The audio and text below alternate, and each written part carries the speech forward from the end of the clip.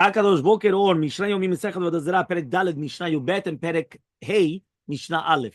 So it's chapter 4 Mishnah 12, chapter 5 Mishnah 1. Says the Mishnah Taher Yoneshel V'Kol Yonodo B'Shuto. One of these is preparing the wine of a goy, right, to be kosher, and then he places it in the property of the non-Jew. Ve'hala kotev lo itkabalti mincha meot, and the idolater comes and he writes, "I received the money from you as a payment for the wine. Mutar, the wine is going to be permitted." He says, "Why? But since he has nothing to do with the wine anymore."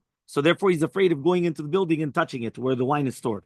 But if the Jew wants to remove it from the wine, and he doesn't let him until he gives him the money, Chachamim say that it's going to be a sur. Why? Because since basically, as long as you didn't pay, it's still owned by the idolater. And then I'm going to suspect that he went in and he did whatever he wanted, because as long as you didn't pay for the wine, there's nothing there.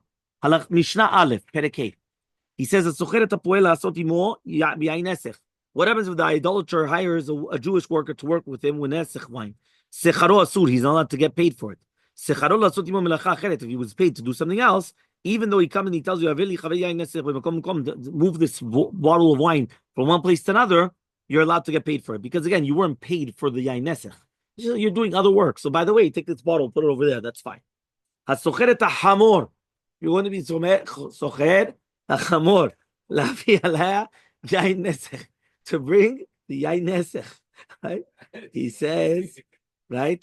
Sechara asur. Again, you're not allowed to use it. Sechara l'shevaleh, if you're going to sit on it, even though he tells him go take it to one place to another, it's going to be mutar.